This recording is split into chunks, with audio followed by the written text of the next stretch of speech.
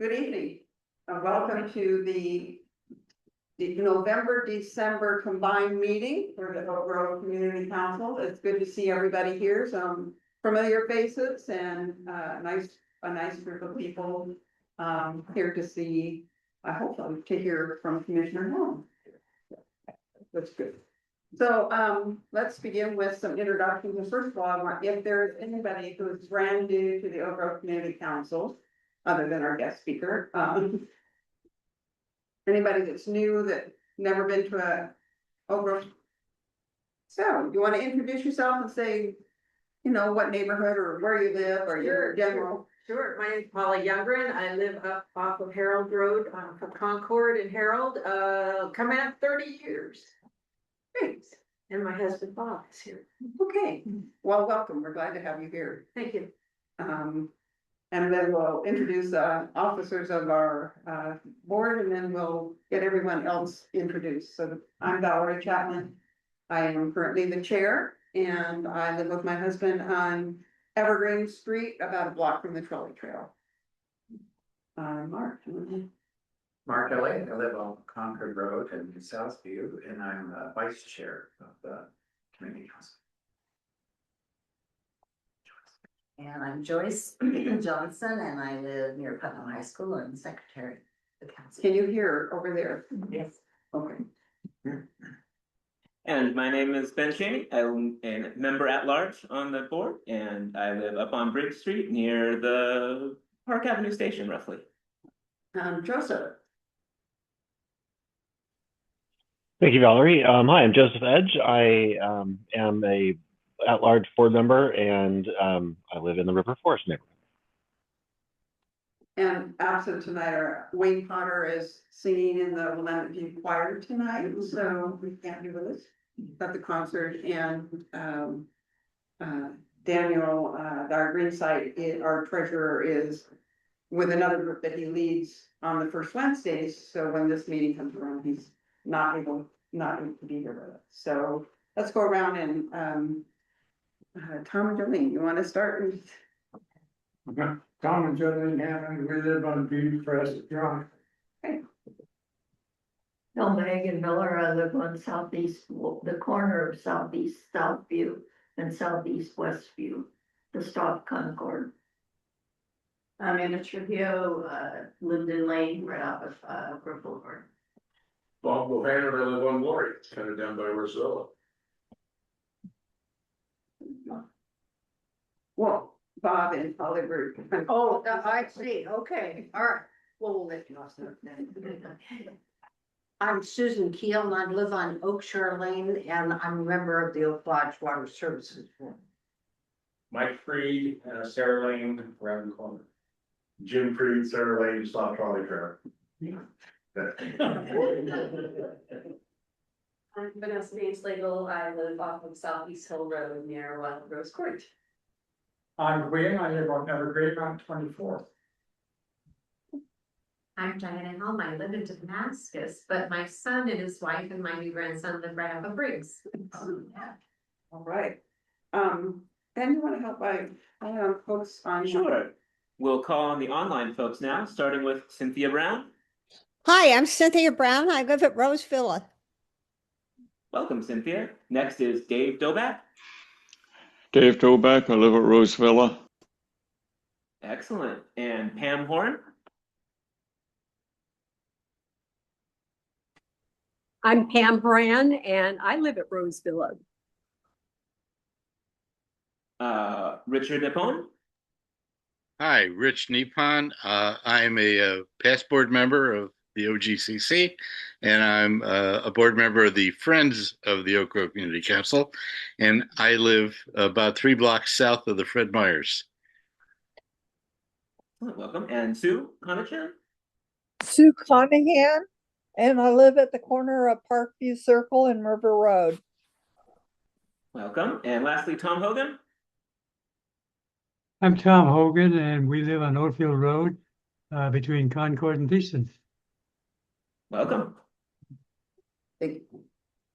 All right, we'll do our officer report. Do we have a treasurer report? Did someone pick that up first? How about we come back to it? Okay, we'll come back to the treasurer report. Daniel sent it to us, but he's gotta get our act together. Okay, Joyce, do you have things from, Yes, we have three, new voting members. okay, Michael Freed, James Freed, they've all been here 3 times, so they're voting members now, and June Fifield. Who, yeah, sorry. right? Yeah. Or so we have new Yes, voting members. yes, fantastic. We sent the minutes out with the agenda. There are not copies of the minutes tonight. I was saving on paper because nobody picked up any minutes last week, so last month, so it seemed like there wasn't any reason to print them, but we do send them out and there's a link. Were there any corrections? There were a couple of corrections that were given to us, that people sent to us. We had one Potter listed as in attendance and he was not here. And one other name, yes, yeah. But other than that, if there are no corrections or changes, then the minutes will stand as they were sent out. And now I have the report. And now we can do the treasurer reports. Great. So we had a cash donations of $16 at our last meeting. And we had an expense of $22.99 for our domain name renewal. And our current balance is $1,659.51. Thank you. All right.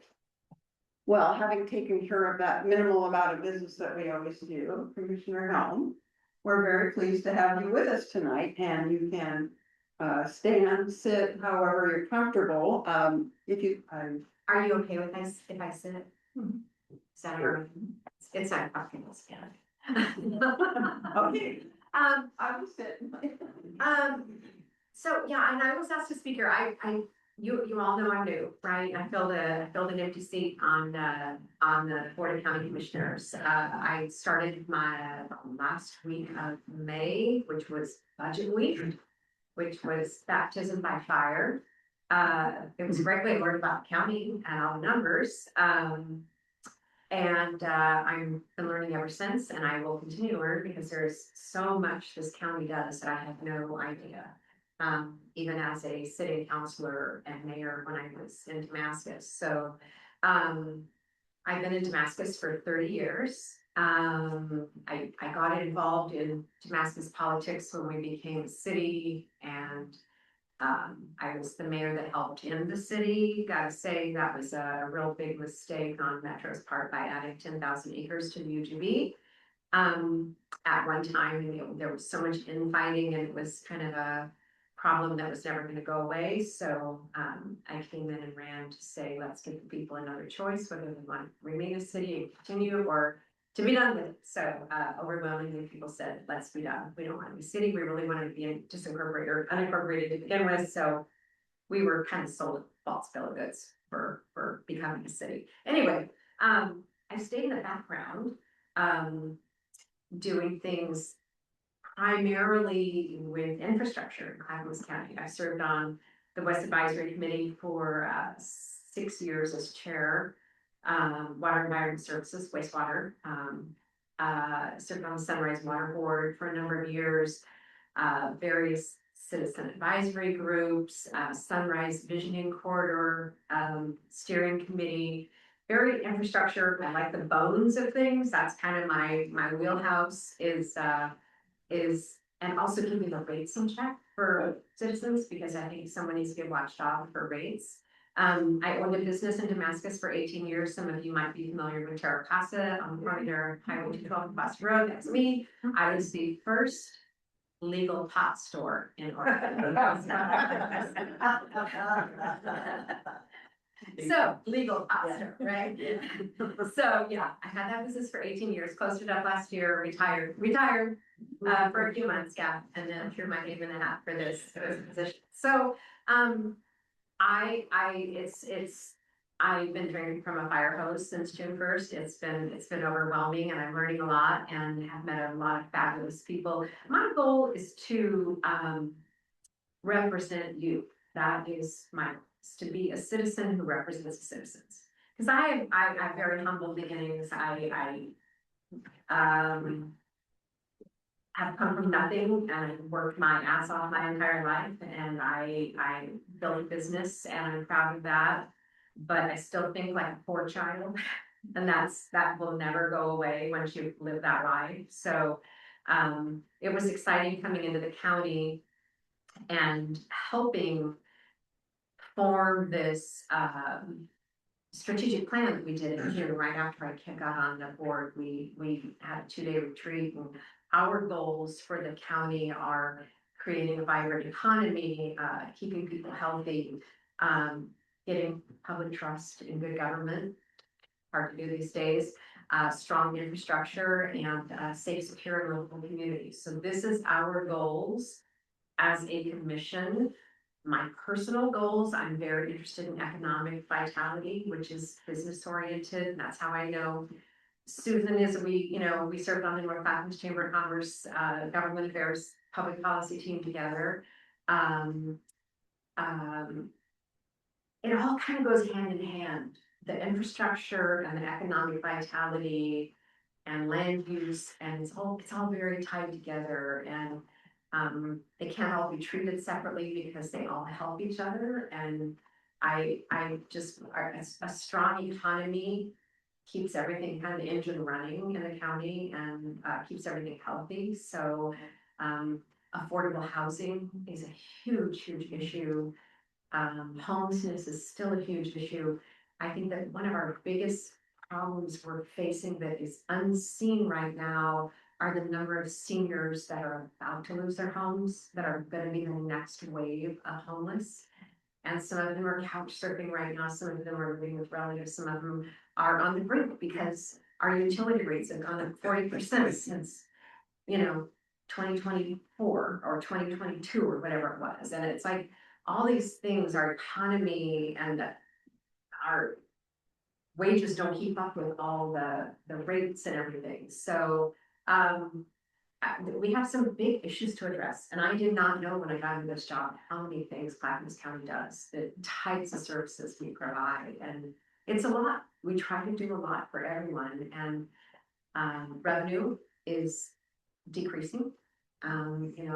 Taxes are bad words. So we're in a tough position. So I know when during budget night, our first 3 days, and we had a room full of people from, the Milwaukee Community Center, because we were cutting services there, and it's heartbreaking, right? We don't want to cut services, but we have to figure out how to keep I'm a business person, right? The numbers have to work, bottom line has to work, and you can't be in the hole because businesses don't run that way. They don't run well that way. So I have my own pet projects, but I am really mostly here to listen and find out what I can do for you as a community. I've been attending a lot of CPO meetings all over the county, and I have no idea how many CPOs for and where they're all located. I was just telling Mark that I went to the government camp one, and that's a big drive up there, and there was at least 25 to 30 people in the room and another 15 online, and it was great. I mean, it's very well attended, very engaged. I love the ear here. I love the ear engaged. That's how you make a difference in your community, because you care. And that's why I'm here, because I care.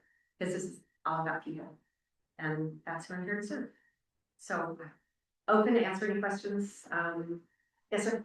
What is your feeling about the gasoline taxes? Had the petition run around for having it come on to the election next November? So, it's easy to say no. It's really easy to say no. My whole thing is leaving it up to the citizens and putting this on a referendum, I'm not opposed to. I think that people should be able to vote on things. But I also want to say, what's the fix? How are we going to maintain our roads? How are we going to take care of it? It's going to take money. So it's easy to come to the table with a no, but bring to me a plan that says how we're going to do it. So I personally think we need to fund our road systems way more than we have. And I'm anti-tax to a degree you don't even want to know about. But I'm also, we underpay compared to other states for registration, title, fees and things like license fees. So what is the answer? I don't know. I would love to see the books for ODOT. I would love to, I'm the kind of person that says, show me the books, show me where money can be saved, because that's what I had to do as a business owner. When things are tight, you go to your P&L and you say, all right, this is what I gotta cut, this is what I gotta cut, this is what I gotta cut. And I don't know, I'm sure there's always room to cut, right? Is it people, is it positions, is it, I don't know. I don't know what the answer is, but I hope that there's smarter people there that can help us through this problem. But there's a big outcry about the raising taxes, but you know what? Look at your tax bill. People vote in new taxes every single November, and I don't think they know what they're voting for. This one just happened to be such a big one. I think it kind of stuck a little bit more, and I'm not convinced it's the right thing to do, because I think that we're gonna pay the price later. And I think our roads have to be taken care of, so it's a tough one. Yes. I have an idea for you to revenue is registration of plates. Have a reward for turning in cars that are behind.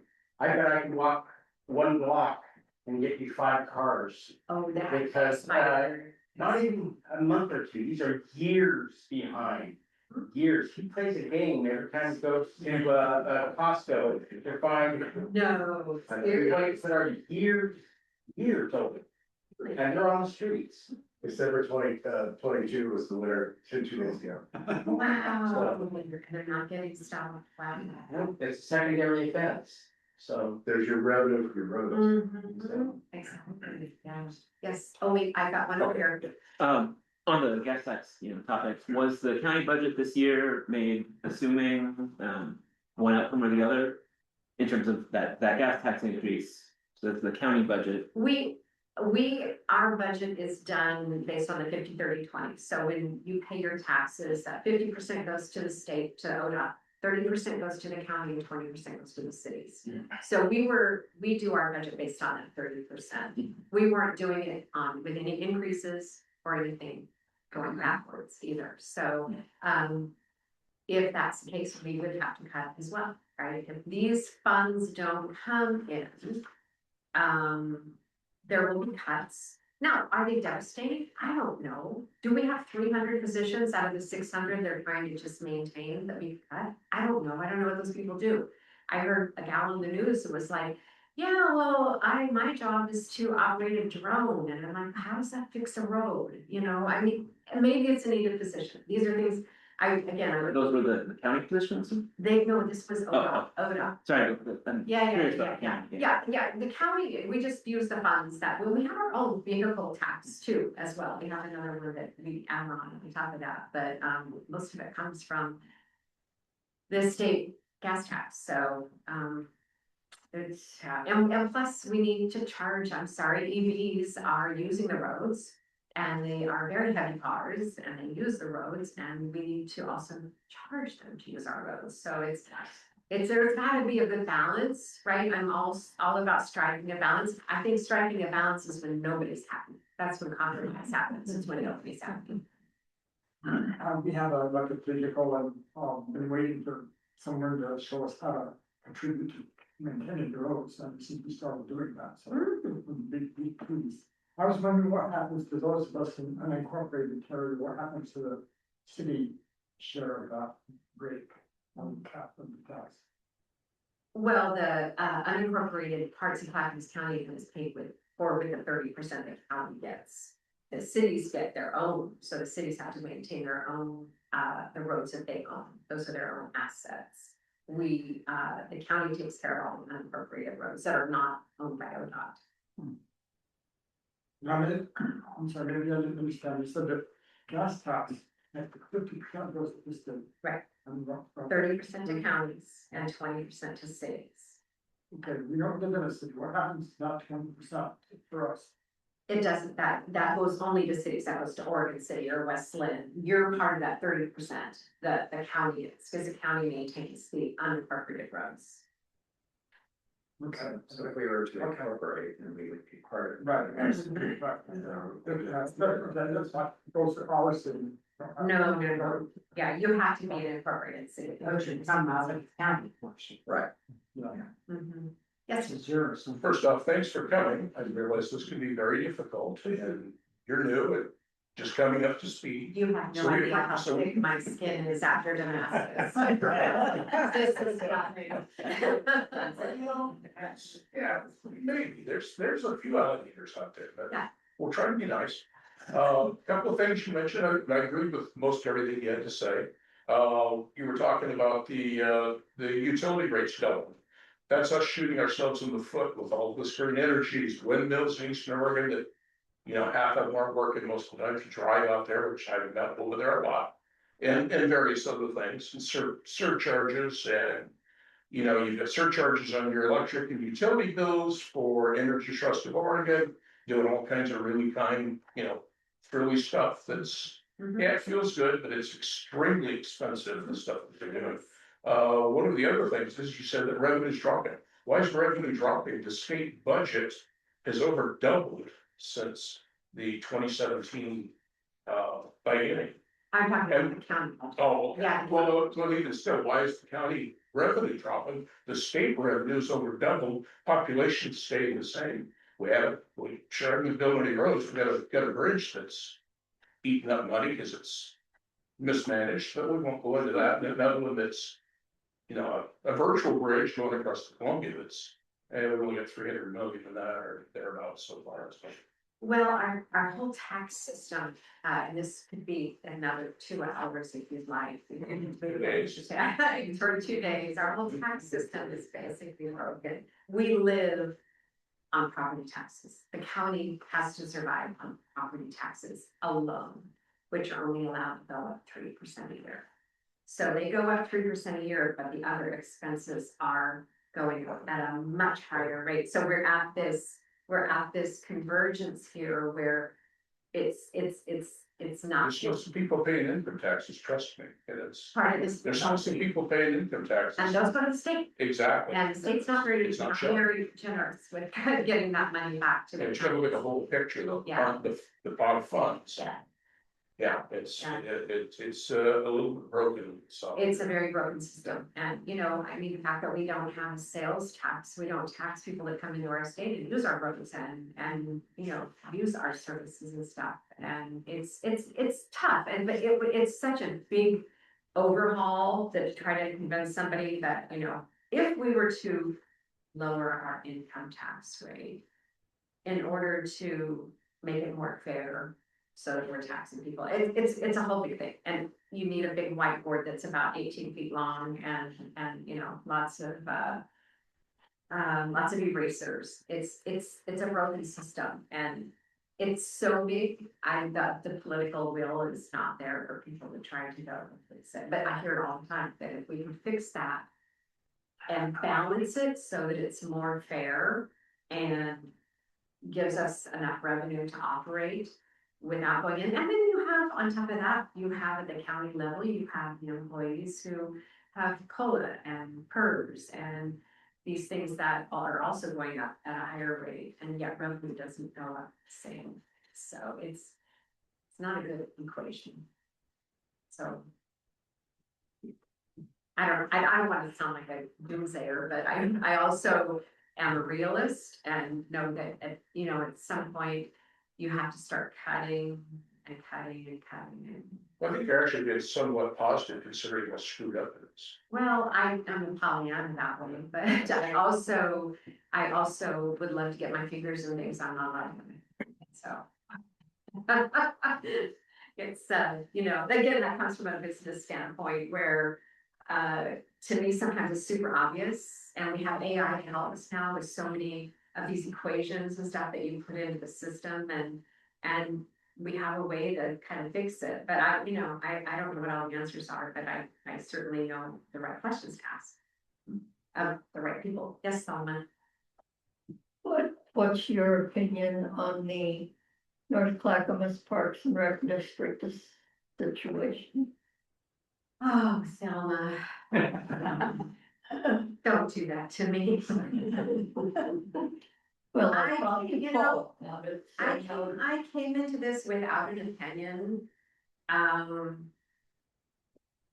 still am so confused by the whole thing. I don't understand a lot of it, and there's a lot of bad history that I think needs to be forgotten. I'm all about healing. I'm all about, whatever happened in the past. Can we get beyond it? Can we sit down at the table and move ahead? That's kind of what we need to do and get along. And there's some strong personalities involved, and there's some kind of, I don't know. I don't know if it can be repaired. I just know that I've tried and it's not working real well. So I'll just now keep my mouth shut. I think that's the best thing for me. Good question. Tough question, yeah. Right, Mark? Yes, it is. I was, if I speaking before somebody else. Oh, I'm sorry, was there another hand?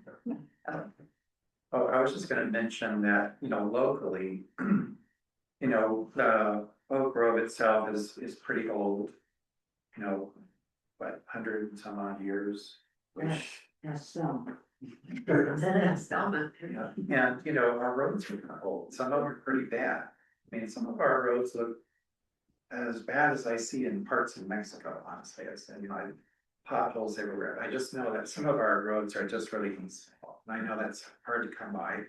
The county has, a system of prioritizing road improvements. Most recently, we've had some issues around Rex Putnam and now the new Concord School, where there's just unsafe crosswalks. And we just feel like we don't want to wait until someone gets hurt or killed before somehow it's addressed. And I think that's something you're going to be hearing from us. Already heard. I've gotten emails. Quite possibly from Joy. We all get, all the commissioners get the same emails, the constituent emails, and I will say squeaky wheel gets grease. Yeah. It will, and then when we see enough of it, we go to our staff and we say, this is a problem, we're hearing from this many people, fix it, right? And because those are our decisions, right? It's if you are that concerned about it, and I, as well you should be, then bring it to our attention, because I think that's really important. We've been at it. Yeah. Did you get, I think you got a response. It said you had been responding to. We've gotten some decent responses from the county on the safe routes to schools. It just takes so long and we won't go into it.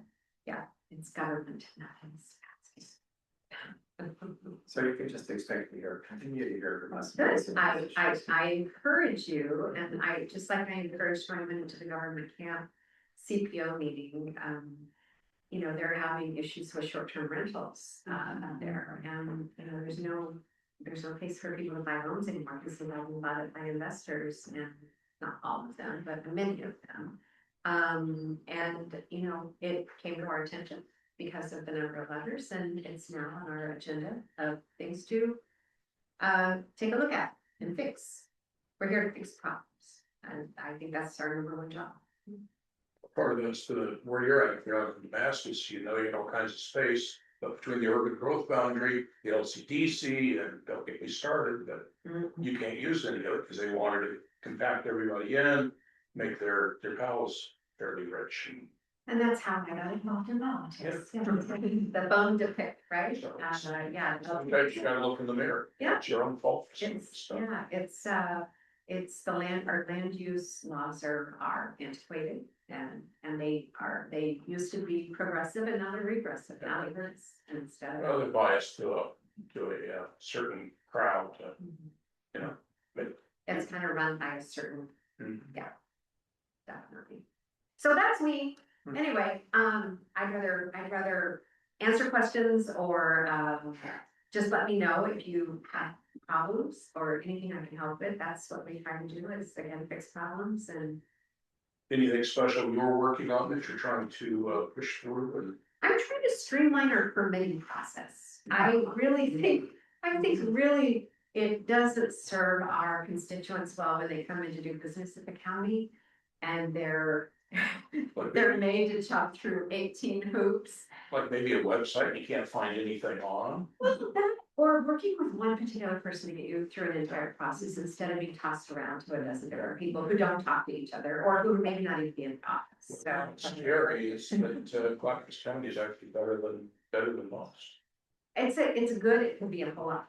Oh, yeah. It should be a whole lot better, but we need houses built, we need, businesses built, we want to say yes as much as possible, and I think we just sometimes, people that have been there for a while have a mindset that it's easy to say no, just easier to say no, right? So I think we're having a little bit of a change with that, so.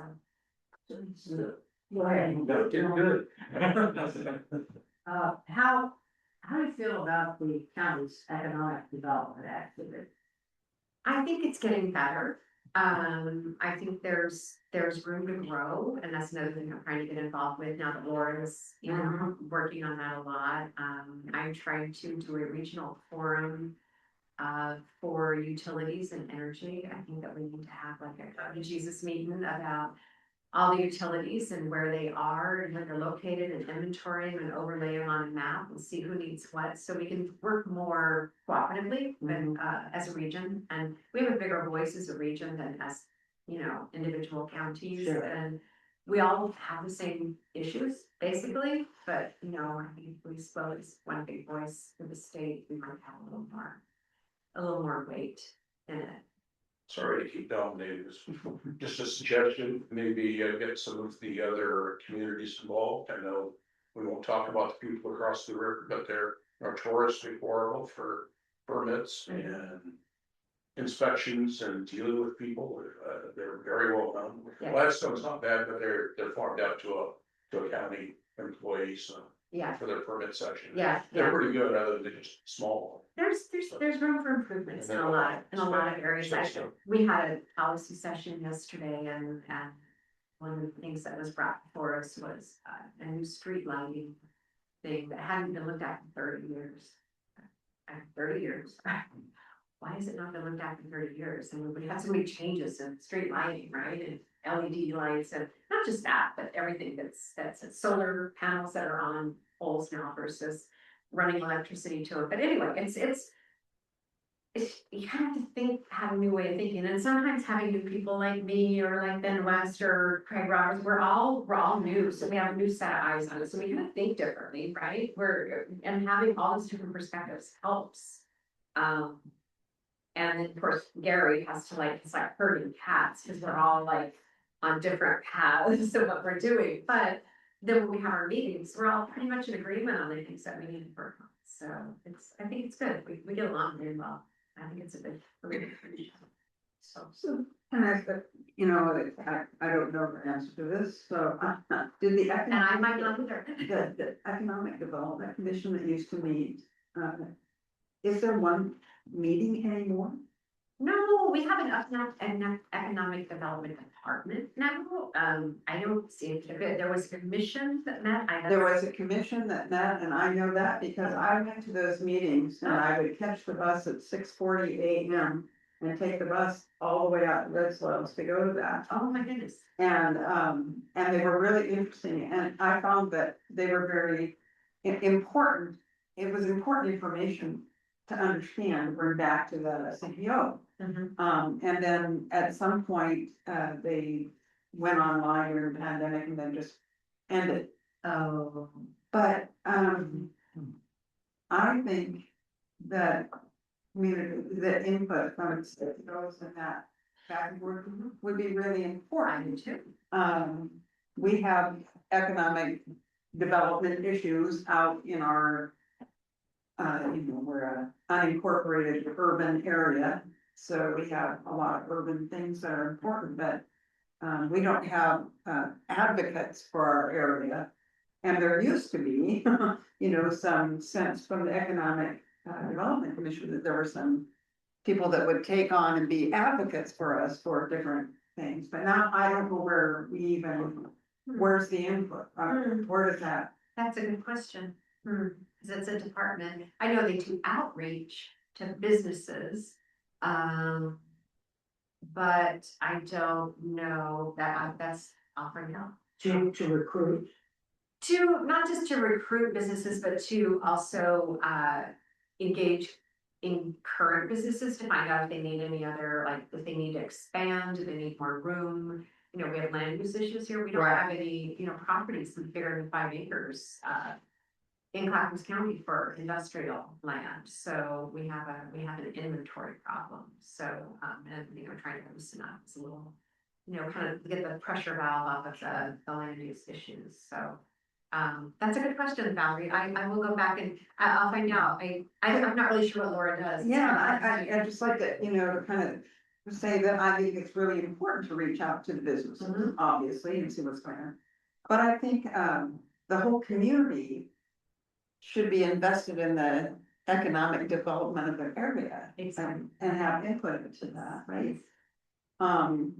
So I was really sorry, because if I feel like that, there's a big gap. That I don't get that information anymore. I mean, they have things like they had a presentation on the fact that we are and I assume we still are a childcare desert. We are now Polk County. And what that means, and it's helpful when you're talking to people and thinking about, you know, how we move forward. Yeah, and, yeah. What are we lacking? Yes. What kind of things could help us to be the kind of community and be more economically viable?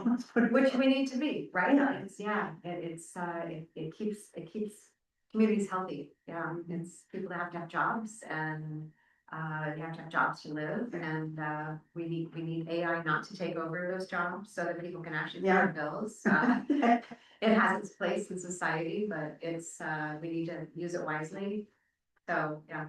I was gonna share a story too about the whole permitting process and talking to a business person that that's friend, and we communicate on a regular basis, and they were saying that, you know, one of the things that happened with the pandemic, you know, a lot of things went online. Okay, and before, if you were doing a development as a developer, you might have a contact person who actually came out and talked to you. And you had a, you know, conversation, they knew you, they knew the premises, so when they were trying to do anything else in the future, you know, there was that contact. But it might be efficient somehow for county staff to sit behind a screen and say we have, you know, 90 minutes or 60 minutes. It's not at all efficient for the people trying to do the development. So we took the relationships out of it, and the relationships are really important when you're trying to do those things. And that's 2 of my meetings today, actually, was with developers and the lack of customer service. And when you're in the to me, it's business, right? This is how my brain thinks, is we're the business, you're the customer.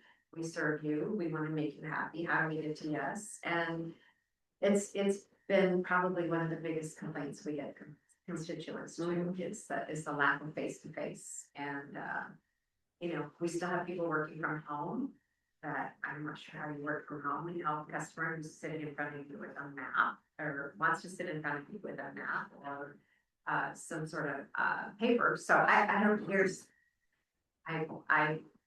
I'm still kind of treading lightly on those things because I'm new, so trying not to piss too many people off all at once. But I do think that needs to be looked at, because I've heard that 50% of our development team works from home. I'm not sure how that can be. I'm not really sure how that. I had a retail business that my people work from home. My customers wouldn't get service, would they? I don't know. It's simple math. To Craig Van Valkenburg. I just talked to Craig yesterday. Yes, yeah. I mean, he pulls a lot of permits. Yes. And the speed was a real It's issue. awful. It's awful, and it shouldn't. It's complicated. I understand it's complicated. our topography in Clackamas County adds another layer of complexity that Hillsborough doesn't have. It's flat out there. Washington County is like a different world than we are. We have Clackamas County is so huge, right? And it goes from, Lake Oswego up to the Mount Hood. So it's everything that comes in has to be looked at. That's why I think there's a way to streamline it so that you're working with like one individual person who can get you from start to finish through this process, right? Instead of going, all right, you went to window A, now you have to go to window B and window C. I just think I've been on that side of it, and that's the way I was treated. And I made a comment to the development director at the time saying you need to hang hula hoops in your lobby because I said I jumped through 10 of them today, and they're all the windows beside each other. I'm like, what is going on here? So I've been on that end of it too. And Craig Roberts and I have been talking about that. We've both had trouble getting permits as citizens, and we've experienced that. So we're trying to make it simpler. It should be simpler. It does seem like one of the threads that I kind of see through this morass of what's going on is that we've taken the relationship out. And when we do that, things don't work as well. Right. Just like it's lovely to see this room filled with people, having a meeting online, and we're grateful for the people who are here online. But it's a different experience. Sure. And when you're trying to get work done and, in development or any kind of issues in your community, if you don't meet together, they're a lot harder. And it feels like we've never recuperated, to me, from the pandemic. We just have not recuperated, and we need to work on that. And that means getting together in the same place where we can talk to each other. Just a couple of comments. One of the things I know before Mike McAllister retired several years ago, who was great. Yes, that's who I called the hang hula hoops in the lobby. Super guy, Yeah. and he's really, really good, conscientious, used to come talk to us part of it several times a year. But one of the things I know he was fighting was getting enough staff. He was so short-handed, they were running in circles, and that was one of the things he was fighting.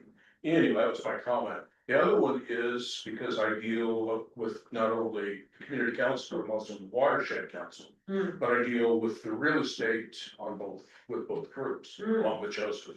And so we look at the permits, we look at the HCA's and the greenways and the streets and water quality issues. But one of the things we have an issue with is we may get a permit today or a notice of permit. We may only have 4 weeks, 5 weeks. And so when we only meet once a month with both groups, I know Susan deals with it because we're playing 20 questions with them. Hey, what do you got? We're trying to get the fire district and everybody else. And next thing you know, we're scrambling around. We don't even really meet anymore because there's just not enough time. So we do it essentially. Well, we'll run through here, so we've got a permit for whatever. It then gets distributed to the group, and we do it by email and just chatting back and forth.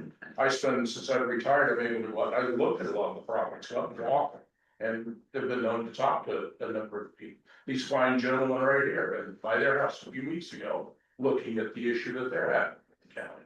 And so but that's the time frame so short. I realize the builders want to go, and there's, the time is money, and I understand that, but you would have to have some kind of breathing room somewhere to make some kind of decision on. Be realistic, yeah. Yeah, and so a lot of stuff, we go out and look at it, looks like we don't even comment on it, because we just physically just don't have time. Most everybody else in the group's working, so they've got daytime jobs. Makes it tough. Yeah. And several of us are on several groups. Do we have anyone online who would like to ask a question or make a comment? Nobody has indicated as such now, but if anyone online would like to ask a question, feel free to come off mute and. Did they fall asleep? Probably. I don't have a question necessarily, I just have a comment that I also knew. But I started attending this earlier this year and then went to my first board of commissioners meeting around the same. Yes, I know. And I just have to say that I thought that I was pleasantly surprised by how much you all care. Me too. I will say. wasn't expecting that. Me I too. thought that was eye-opening, and I just appreciate that you guys do it too. So just want to say thanks. You know, and that's interesting, you know, Ben is a nurse by trade, and his motto is he was called to care. And that's something he was taught by a mentor. Paul has been doing this for years and years because he cares. Martha cares. Craig was a sheriff for 40 years. I come at it from a completely different aspect because I was a retail business owner, but my business was relationships. It wasn't selling stuff. It was about people that came in and making them feel like they were part of the family and a place that they could come in and visit. We didn't expect them to buy anything, but if they wanted to come in, if they were having a bad day, we would come in and, you know, do it's called retail therapy for a reason, right? So, yeah, it's all about it really is. So, and I think that we all mindset and there's sometimes some tears up there when we're talking. It's very interesting the emotions that become part of it because I think we do carry. It's that's why I'm very happy part of this team. So grateful for the shows. Yeah, it's good. Yeah, hope so. Thelma. Your term is going to be up pretty soon. You've got to run for election I do. in next year. The worst part of this job. So do you have an opponent yet? Have you filed? I filed on the day I could file. I have heard Anissa Hartman is running. Anissa, I don't know if she's filing, but she was just diagnosed with cancer. I'm super sad to hear that. It's heartbreaking. She's only 37 years old. She's got 2 little girls. If it were me sitting in front of her over a cup of coffee, I'd say, take care of yourself. You know, there's other people that can do this, and you know, I would like to finish off this 4-year term. This appointment process was interesting. It's like this is only for 18 months, and now I have to run next year to finish out the 4-year term. It's all the rules and laws and everything. So yeah, and I don't want all this stuff I'm learning. I don't want to waste. I don't want to do it for 18 months. I want to do it for 4 years. I think I have something to offer. I think I have something to give. So I will be running. I hate jangling my tin can. I hate asking for money, and that's the ugliest part of the job. Politicking. I'm a worker bee. I would rather just work and get stuff done, but I have to. I'll start after Christmas. So that's what I'm gonna do is kick it off, and we'll see. And people have until March 11th or something to file. So there could be 10 people doing it. Well, I don't know. I'll be running against, but it's not like the incumbents either. If the incumbents win at the primary in May, they don't have to go on the November ballot. Even if I were to get over 50% in May, I would still have to go on the November ballot. So. But yes, I'll be running. I think.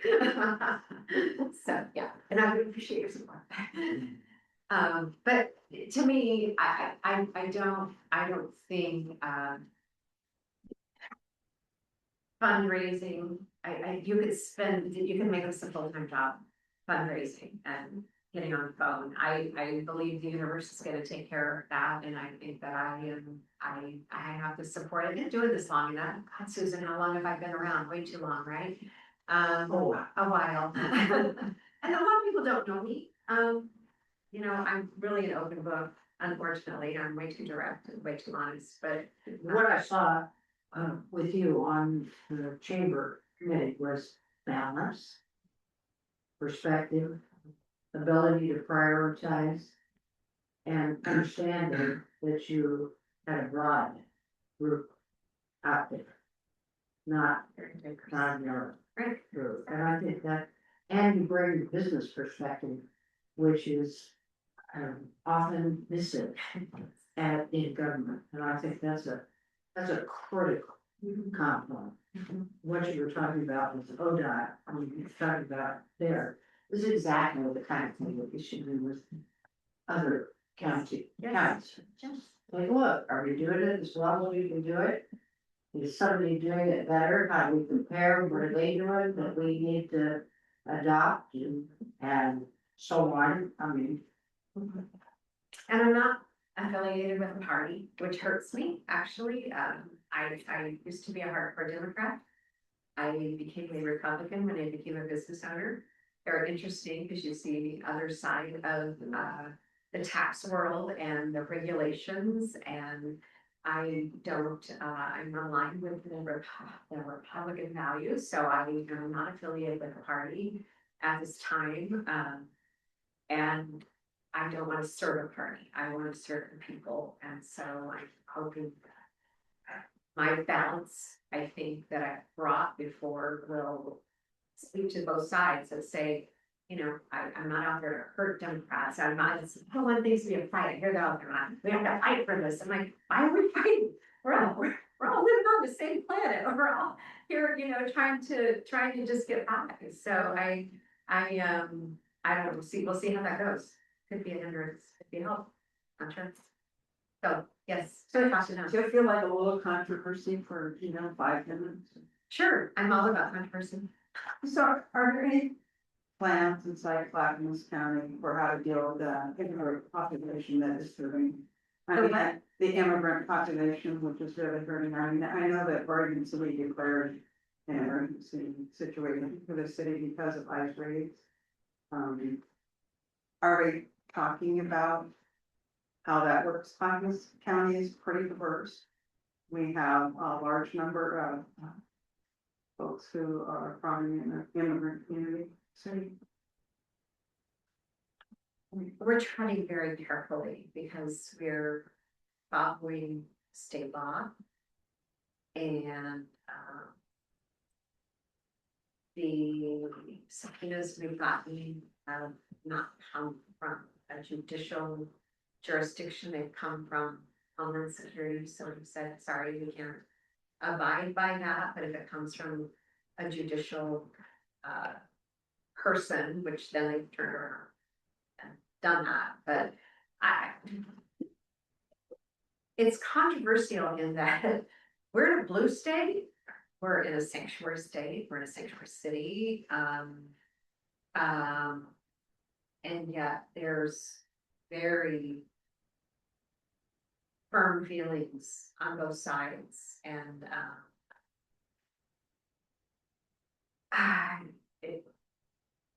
again, we all get down to we're all humans, right? I think people are treated with respect and humanity. That's the issue. And I think we've lost some of the humanity in things, and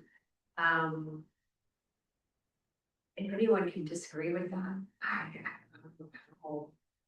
know. I don't know how we move forward. Yeah, it's the cruelty. It is. That's. And then I will say too that, when you talk to people that are like, I thought they were just gonna send away the criminals. And only 40% of the people they sent outside of the country are criminals. I say only. still a big number. It's still a big number, agreed. Yeah, but criminal could be a DUI. And then criminal. Exactly. But I mean, and they're picking up people off the street just because of the color of their skin, and I do not think that's what we did in this country. So I'm appalled. I am not on board, but I'm also one person, and there will be change. I'm convinced. That's actually a very controversial thing on our commission. Believe it or not, we're not all on the same page. So it's Well, interesting. and if we're gonna talk business, then if we're gonna treat everything like it's a business. I have friends that are small business owners that are losing their customers because their customers won't leave their homes because they're scared. It's not that they're scared to be in their business, they're scared to travel from their home to their business because they might get boxed in by 2 unmarked vehicles and their windows smashed. Exactly. And So- in Washington County, they declared an emergency for that same reason, because the businesses are losing customers. Because they don't have staff, right? So it's called a trickle down effect, but it really is, it's affecting all levels. It's inhumane. It really is. It's really not what this, I don't know what this country's about. And whoever you voted for, I don't care who you voted for, I don't think this was the intention. I don't think that's what people thought would happen, but it's. No, I think it's the fear level and the fact that it's almost like, where's a safe place to talk about the fact that there's fear in our community.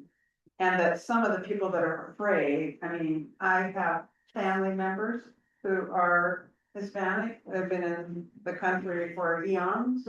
But if you can just be picked up because you look a certain way. Speaking a language. That feels really scary, so, it feels like there should be a way as community that in the same room, we can talk about that and say, at least to know that other people are feeling kind of that way, that, oh, this is inhumane and cruel. There needs to be something anyway, so. And yes, if we have criminals here that are need to be shipped back, I'm totally 100%, yeah, they're not our country. But that's only a portion of what's happening, so. But scooping up the other people is not. Scooping up the other people who are legitimate citizens. It is totally. And not showing that, up for court. and sometimes it's people who are citizens who are now traumatized. Exactly. By the black bag over the head and, thrown in a van, and, I can't imagine that. Okay, well, who pays for it, like, member of our church community, young man, 20, who's gonna pay for the broken window and the cut seatbelt? He's a citizen. I don't know. But I have those things. Or it'll take 1,000,000 years to get them in. Yeah. As you file a claim. Yeah, it's a big problem. I just hope that it ends. Yes. Well, and offer a little bit, maybe, I grew up on the border in El Paso, so Juarez was right across. I've spent so much time in Juarez, it's unbelievable. And no, I wasn't drinking and haircuts and stuff when I was a kid. But a couple of things, like you're talking about the seatbelt in the window, you can apply through Homeland Security and they will get it taken care of. But a lot of the stuff you're having a problem with is the hype on the news. The news media is below this all out of proportion. So they're talking about these people are just being rounded up and having to leave all their possessions. No, wait, they will ask them if they are being deported, they will ask them, fill out paperwork, bank accounts, do you have anything else? And they have people that will come out and secure that stuff and either sell it for them if that's what they want, get it, make sure that other relatives get to it, or what. You're talking about your other person been here for decades or whatever. If he's illegal, should have taken care of it in the past. They know, they understand it. And the people that are here, they understand. I personally know 2 citizens who were picked up by ICE It's and gonna held all day until their family members had to get down with their paperwork. They're business owners, they couldn't do their business all day, they're not gonna be reimbursed for that. I've heard community groups who had to go get some guy's truck that was on McLaughlin because they picked him up in front of Pendleton and no one could get it for him. Yeah, so it's gonna be little Oops. instances, yeah. So It's a complex job, but they do have people that will help them with their stuff. The other thing is the ones that are here legally, they know they're to be carrying their green card and or their paper all of the time. I've had I don't especially. carry my passport all the time. I'm sorry? I don't carry my passport all the time. Right. But if you're on a green card, you have to. it doesn't matter if you're on a green card. But if you're here legally, they can run you through the system and. It doesn't matter, we're taking them anyway. I personally Yeah, know they're 2. taking them. But I'm gonna say, we're gonna drop the temperature. I just wanted to say, thank you for 5 minutes of controversy. And are there other questions on other topics? Otherwise, we're, kind of at 8 o'clock. We're blessed to have this conversation for almost 15 minutes. Thank you. Is there anyone, and that was, the online crowd was, very quiet, but, Mr. Home, thank you. Thank you for having me. So we would move on, Joseph, you're, up with Luart. Thank you, Valerie. I'm sorry I didn't realize I had my camera off for that whole time. But anyway, thank you to the commissioner for Commissioner Helm for joining us tonight. Appreciate your presentation and discussion. From the Luart perspective, it's gonna be pretty quick. There's not a whole lot going on. We have had a series of notifications of, just kind of here and there, a home occupation on Oak Grove Boulevard, the temporary use permit renewals for the temporary gravel parking lots on the east side of River Road around Willamette View Manor. It's there's just not a whole lot going on. There was a floodplain permit, but it was withdrawn. So, I mean, there's just nothing really for me to bring to you this month. There's a potential small subdivision on Oakfield that's getting renewed, and then that's about it. So maybe we'll have more to talk about in late January, but right now it's kind of the slow season for permitting. So that's it. I have a question. Do you know what's going on the development on Gordon Street? It's been stalled for quite some time, and I just was curious about that. Do you know? Oh, is this the Whipple Avenue subdivision? Yes, yes. Yeah, that's, I believe they had a time extension, and so that was renewed, and they just have more time to complete their work. So they applied for an extension. Yeah. Okay. Yeah. Yeah, we've been seeing that quite a bit since 2020, that a lot of subdivisions have been approved and maybe started a little bit, but then not completed all the way before their permits expire after 3 years. And then they just seek these pretty much rubber stamp extension. So we don't really talk about those very much, but because there's really no reason to comment on them because they get rubber stamp approval, by county planning. But we have been seeing these, increasingly over the last 5 years. How long are the extensions then? Usually 3 more years or? Yeah, 3 more years. Okay, thanks. So was there, have you applied for your variance and did you get I'd it? like to thank you for the letter that, for the variance. On the paper printed today, we also had 10 neighbors also sign letters for us that it's up to the planner to finally make a judgment on it. We have an issue with the shed that was knocked down by a tree, and the planning commission said, well, you have to prove that it was permitted when the shed was originally built in 1960. So I've had to go back 64 years to try to get documentation, aerial photographs, which I've also submitted today, plus the design for it. And because it was built exactly where the shed was, but it's on the property line. We heard about this, sorry. We're all the paper has been turned in today, including, so that's us. Yeah. All right, good to know. Well, I wanted Joseph to know that it had been put in because variance very likely could come across then our desk with Luard. Correct. So, and then he was aware. It was today because, again, we've been trying to get the original owners but they've never responded. They're in their 90s. And the phone's been disconnected now, and yeah, and so because they're the original boat builder, but anyway, the neighbors are happy, we're happy with the paperwork, I think the planner will be happy with it, if not, then we'll be talking to you. And guess who's boss? We can override anything they bring. It's a non-conforming street is the problem, is because it was an alleyway at one time, and so it's part of one of people's houses now, the backyard of this, and then there's actually a tree like almost in the middle of the street, up the road, and but it wasn't meant to be a street. At one time it was a private road, and at some point they just said, oh, it's ours, it's county road now, and I don't know exactly when that happened. So it's at the planning commission now. Yes, it is. Yeah, it'll come before us.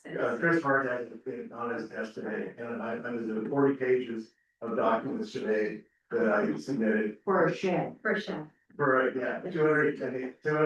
This is what we're talking about. This is why it's so ridiculous and. Yeah. I don't need the regular. There's the reason, right? We had to pay for, aerial views from the university because who got aerial views, many years ago, I know. It's like, so this is the permanent. Isn't that right? Yeah. And not to mention how much money the county has really spent on this. Oh, It's a bloody shit. And- I went up and looked at it, and it's the best looking property on the whole, Yeah. not the street, the whole neighborhood. Oh, thank you. So it's just ridiculous. Well, we're feeling hopeful. Yeah, we are. Okay, that's Tylenol cans. Sorry, it's taking some, The one big hoping is that the contractor had told us that it had to be built a certain way for the permits. He never filed for the permit. It was 90% complete, and we got it from the county saying there had never been a permit for the demo or for the rebuild. So that was the issue. How big is the shed? 270 square feet. See, and the 200. limit is 200. But it's still on the property line, on the property line rather than the 15-foot setback. The setback is the issue. But thanks for all your help. Yeah, we're gonna remain hopeful about it. Yeah.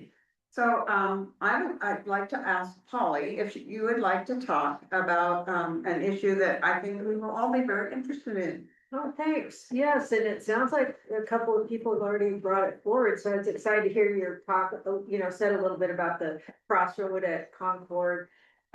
We just live right around the corner from there. There's a corner home right there on Harold in Concord, and we're the next one down.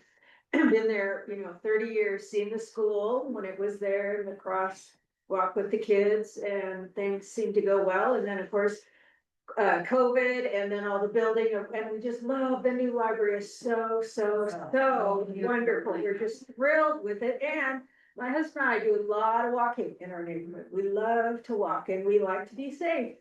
Well, about 3 weeks ago, I was almost hit in the crosswalk. Someone just decided they didn't need to stop, and I was just barely halfway across, and I was coming back from the library and from Trader Joe's, and I can't tell you how many times we've walked across that crosswalk, and I'll go ahead and head out, and I'll say, they'll stop, it's okay, come on. Well, not anymore.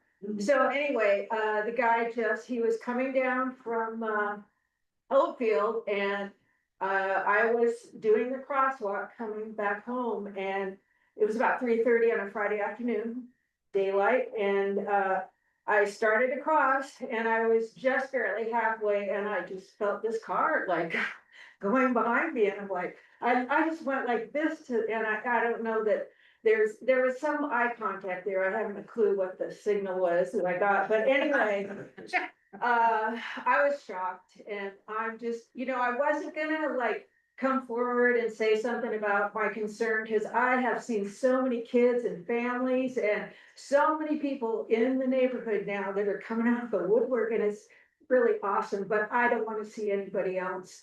I've been walking a lot across there. I have to wait sometimes 6 cars before nobody stops, and so I just wait till everybody's gone and then dash across. And so I've just noticed, people are going a lot faster down that street. There's a lot more traffic down that street. And I just have great concern that it's gonna come to a not good situation. And so it's gonna start with the library and finally, I got through to Valerie and she said, well, come, let's have a chat about it tonight. So it's really glad to hear you guys mention it. I'd be happy to start writing letters with you or whatever.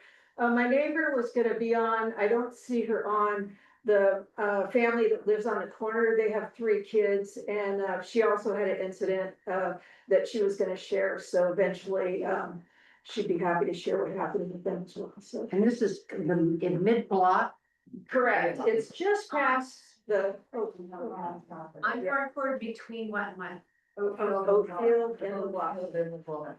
It's the same issue. Yeah, so that it Otis is- Road has. So it used to be the school crossing, Right. it's in the middle of the block, but now it goes to the park and the library, right into the commercial. That'd be perfect. So right next to the new library, it's right on the same street. Okay. Well, now we have this lovely new community center and park and library, and we want people to use it. we need the infrastructure. Yeah. That allows for it to be a safe crossing.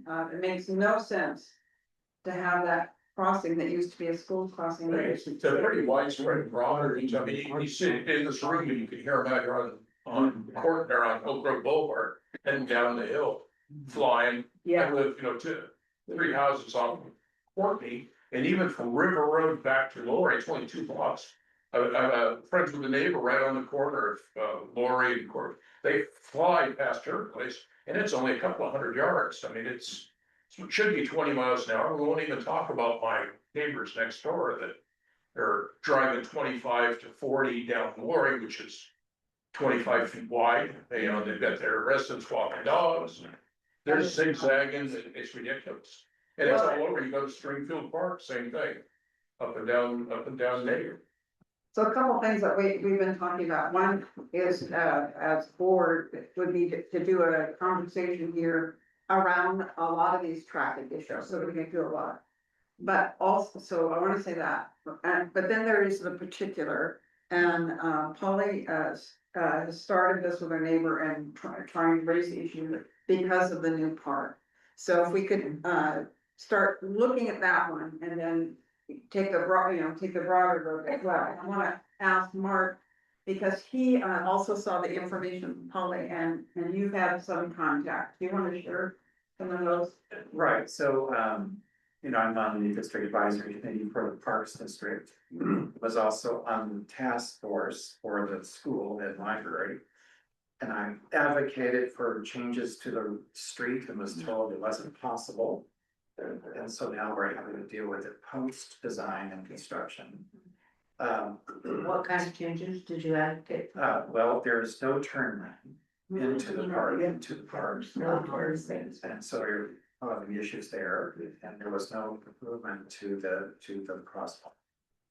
And so those are the 2 things that I felt were important. So I brought it up at our district advisory meeting in November, and mentioned that was an issue. The Parks District raised it to the Transportation Department, so they're aware of it now. So it is in their, it is on their list, it is on their knowledge or their understanding there's an issue there. It would go on a pile that's probably this tall, So this is really important for us to raise, as Diana said, to be the squeaky wheel. And for us to advocate for a change. And it doesn't have to be, if it was just a sign, it would help. Well, there are two flashes. There are 2 pedestrian looking signs, but they're very close to the crosswalk itself and you don't see them. And often I noticed the other day as I was driving up, there's a car parked right in front of, you can't. Right. And the other thing I noticed, it's shady. On the left-hand side, I saw a woman stand there with a dog. You could not see them. You're rushing up and down the street. She was basically sort of, if you stand back, that she was not visible to the car coming down the street. So the third thing I want to mention, I see every day at least 1, if not 2, people in mobile wheelchairs coming down from Oakfield Estates as well, and they just whip through those crosswalks and down the hill they go. And so another high risk situation as well. So Belmont had, and then Bob. So Yeah, I am volunteering up at the library and I have trouble turning in when I'm going towards Oakfield because there is no left turn lane there. The other suggestion that I would have would be to ask the traffic department to put in not just crosswalks, but the flashing signals there so that a pedestrian could stop the traffic like they do on McLaughlin out there that they put in. On River Road, the one that's there. Yeah, right. But that would also help with the pedestrians type of thing, but they need to definitely restripe the road to put a left turn lane in there. Bob? Well, I was just gonna say that we had been talking about just a simple solution, we could put some flags poles so that people could at least flag And then you put the flag on the other side when you cross, so there's like two little. Have one of those on the Just start out with some. Yeah, we've been trying to get lights on Rosie for the school zone for years. We're trying to do what? Get lights, Oh, get lights. touch lights. Somebody wants to cross. Jim Bong finally did the flags recently, like a month ago. Christian Snuffin said, sure, put up the flags. I'm like, and school's been there since 62. Why, but Valerie, why don't we ask somebody from the traffic department, the engineering traffic department to come to this meeting? Have the traffic engineer take a look at it. And it would be helpful to, if you. Fought for storage place down in Fred Meyer's, members that have a crosswalk, they put it in. And pay attention next time you're up in there, look at how many people are trying to cross that crosswalk. And the cars just fly right through them. They don't pay any attention at all. And it's constant. It's terrible. That same with same with that on this side of, There's talk there about, one time about foreign transportation. So it doesn't. Deal with these. It's still out in Springfield. Create some. You can't believe it. And he's, There's a bit of a some, the normal. Yeah. I mean, 40 here, with that, you talk about plans, It's approaches have, I don't know, just engineers. just all of this. So, Most of it. what avenues are there? And And we can go then to the power chances out there. rivers. So what do you do? Say, here's what we, oh. I've got if we have two conversations going on in the room, the people online can't hear us because the owl doesn't know where it's supposed to put its ears. So I'm sorry. I'm just wondering if they're still interested in pursuing that. Well, okay, so we have talked about this as a board about creating some committees that would be standing committees with the community council. And one of them was a traffic committee. So that we could get people that lived here, have eyes on and we could start talking about some of those things. So maybe that could be part of our having a meeting with the traffic engineer. And then I'm one that thinks that having a traffic committee is a really good idea because there are so many issues. And they Call it a transportation committee. Don't follow this traffic. Transportation, okay, just transportation. And I will say too, coming before the Board of County Commissioners during the business meeting and during the public comment, time bringing up these issues has a huge impact. Because you've taken the time to come in and voice your concerns or your complaints, and we take note. So it carries a lot of weight. Bring some bodies with you. We've had about 5 people each time we went to talk about the school zone.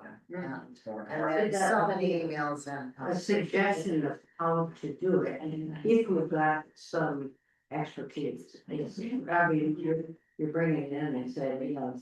And here's step one, and then you'll be able to do. But if you were to enhance that, you would do X, Y, Z. You've got somebody on the budget committee that's an expert on our budget committee. Who was that? Louis Ford used to be the traffic engineer for the city of Portland. Bob? I think one of the things you could do almost immediately, that wouldn't cost any real money to speak of, that would help. And, you know, we've mentioned it a few times, it's kind of this other priorities going on. But see if maybe Sarah McClurch, you know Sarah, the sheriff. Yeah. Get her involved, maybe we can start get there are a couple of traffic deputies that they just start hanging out. A couple of days here, a couple of days there, you know, to just start writing some tickets, because it's. I can show you half a dozen places right now that they have writers' cramp, you know, within an hour. Oh, it'd be a good money maker. I'm That's sorry. not what we said. No, we did not have for a long ago. There's no enforcement. But we just need, and that's the problem there. Yeah. I'm lunch. all over. I know, right? But they've also got a volunteer group, or did, that'd be a good job for the volunteers to come write some tickets. Stand in the crosswalk. Okay, so a couple things we can do here. The board, we can work on getting a traffic conversation, getting someone here so that we can talk about that. We'd like to encourage people to think about traffic committee if that's something people might be interested in. I'm also wondering if we want to write a letter currently, since the issue with the community center and park and library is kind of new and kind of urgent with this new facility. If we want to write a letter encouraging that crosswalk to be looked at. That's good. I think that's a great idea because you've got all kinds of stuff going on. I mean, it's not just the library, the park, but you do have a lot of commercial activity. You know. Trader Joe's is new, it's attracted a lot of attention, it's doing a couple business. So we got a lot of stuff going here, so we need. Yeah. So if we'd like to do a letter of support around that area, I would be willing to take a motion from the floor. I saw move. I'll second it.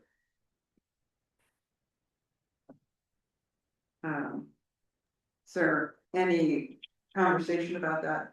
We would write a letter of support from the community council. To who? Well, Joseph, where would be the appropriate person to send that to? Oh, funny you should ask. It would obviously help just to send it to the board county commissioners. I think that's not a bad place to start because it's a complex it's a complex area, a complex set of issues. It's not just one piece of infrastructure, right? But in addition, I would advise sending it to the Traffic Safety Commission and the Pedestrian Bikeway Advisory Committee. Put it to Dan and let him send it down to the proper engineer. Okay, so what we can do is, this is what I usually do when I'm gonna write a support letter, even with your support, is I talk with Joseph, who knows the departments and how we're gonna do that. So, we have a motion on the floor to write such a letter of support, and we can send it to the appropriate places and multiple of that. Did you hear what I said, Valerie? Send it to Dan Johnson. He's the upper head of the whole thing and he'll select down from his, the others all work under him. Okay. I think Diane is right, that it's nice to be writing letters to these bureaucrats, but they don't answer to us. They answer to the board, and so it would be, I think we would get maybe the same thing, maybe better result, writing to the board, and the board can go to their people and say, this is what we're hearing, we need some action on this. And it's also possible that we can send that letter and copy it at the same time, we'll make as much noise with a letter as we can. Okay, so I'll go to me. are there any other? I will also go to the meetings and I would have you to speak on behalf. Good. Is there any other discussion about that? Doing the other, we should do a vote. We're teachers. I see that. I know. If you are a voting member, can we see hands of people that are in favor of sending that letter? If you're on a line, you can wave your hand or however you want to do that. Okay. Do we have any wish to abstain or not vote? Are we all in favor? Is that what I'm hearing? Yeah. See, okay, all right. And we do have a new person online and then, That's my neighbor, so she's Oh. gonna come in. Hi, I didn't know if I was voting. Sorry. I was just coming to talk about the crosswalk in front of the community center because we almost got run over too.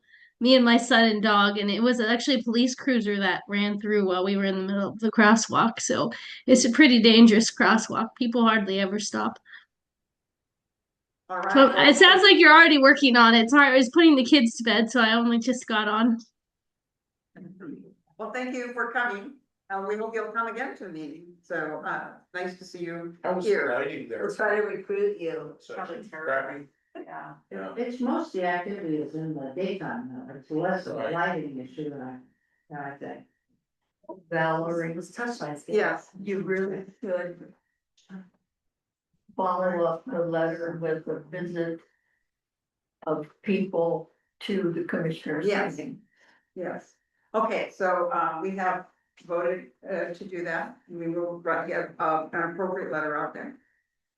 So, another issue that we want to bring up here, in our December meeting is that we have, for a number of years, the Oak Grove Community Council has made a charitable contribution to some group in our area at this time of year.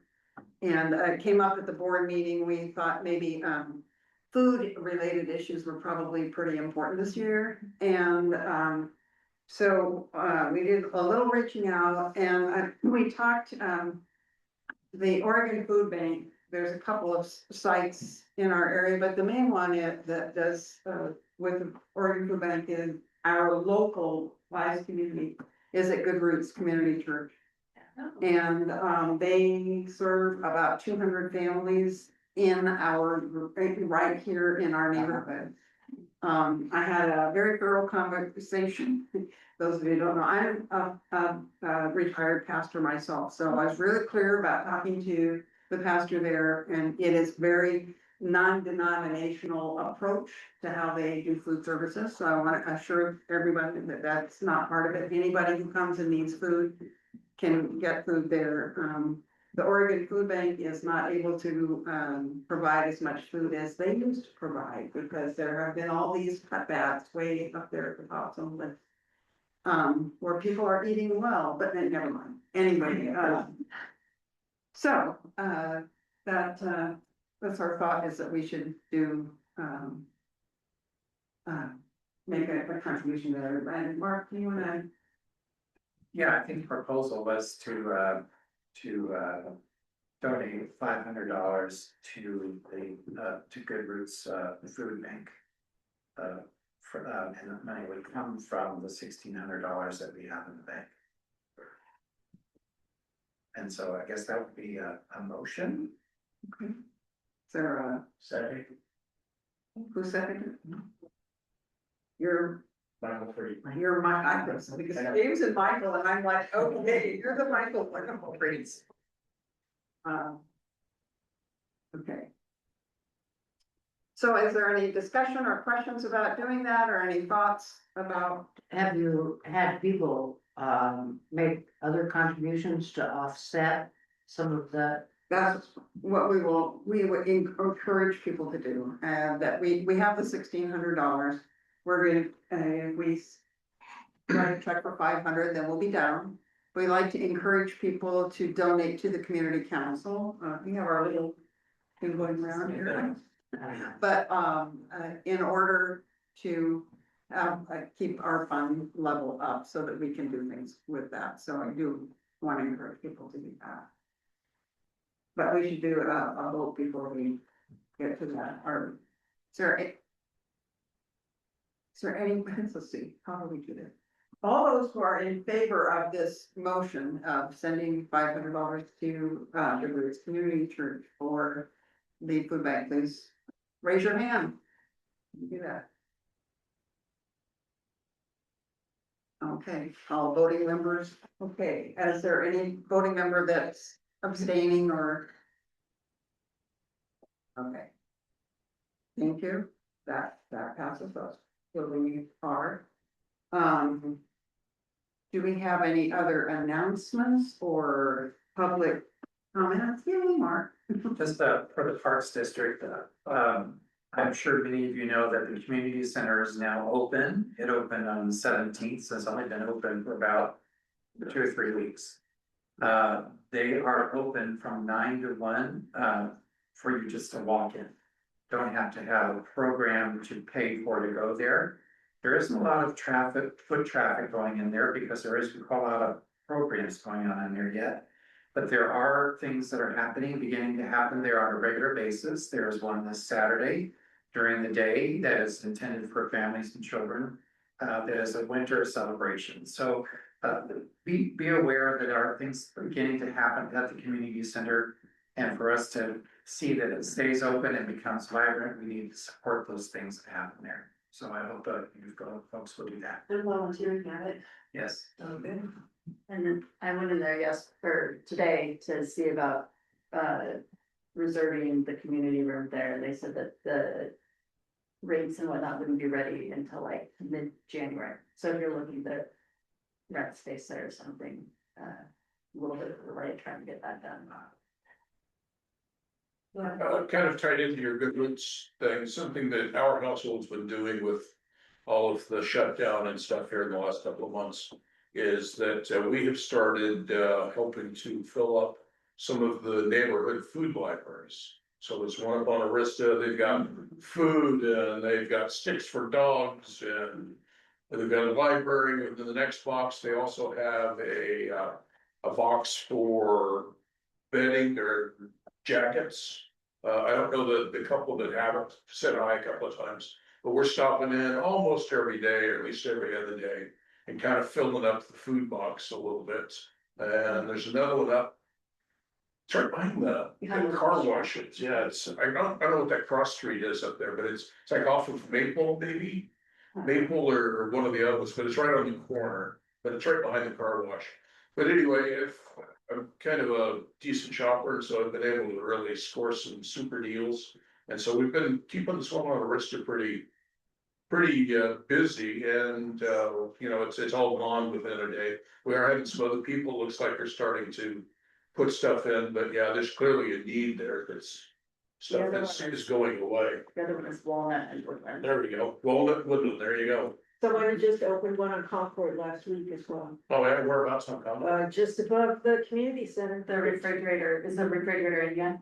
Yeah, it's just brand new. The Is that the refrigerator one just that they were, opening up. it was on Facebook or something a couple weeks Yeah. ago, they were looking for a place for their refrigerator? Yeah. Okay, well, we'll mark that then, but yeah, my shopping's been better than us kind of getting rid of it, so my dining room table's about that high, canned soup and stuff.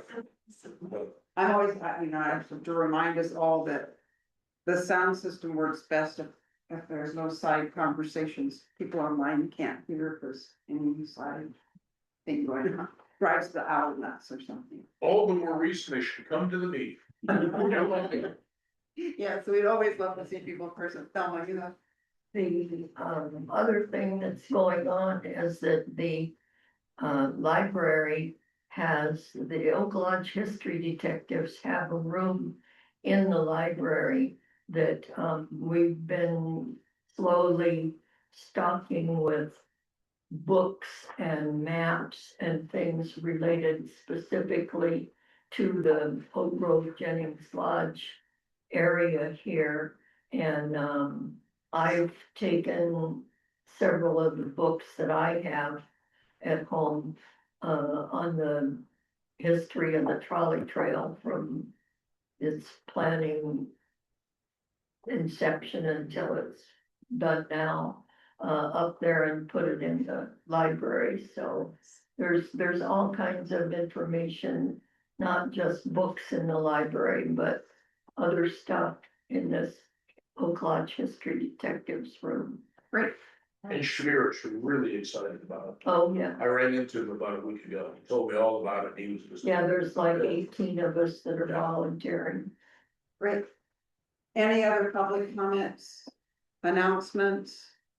I do want to encourage people to remember that there's an ongoing fundraiser for the drop-in program at the Concord Community Center. And when you get the link from what we send it, we've been sending out fundraising letter on it, so you're getting that online. But we are all aware about how little money there is in the county right now, and if we want to keep our community center open, we're gonna have to work at it. So I want to encourage people to look at that. So our next general meeting will be next year. Sounds longer. January 28th. We will be back here in this room. And as always, we want to encourage everyone to come. So with that, we are adjourned but there's cookies over there and we have a little bit of time, so I encourage people to, you know, do a little visiting and we're sorry there's not cookies that we can send online, but that's great to see.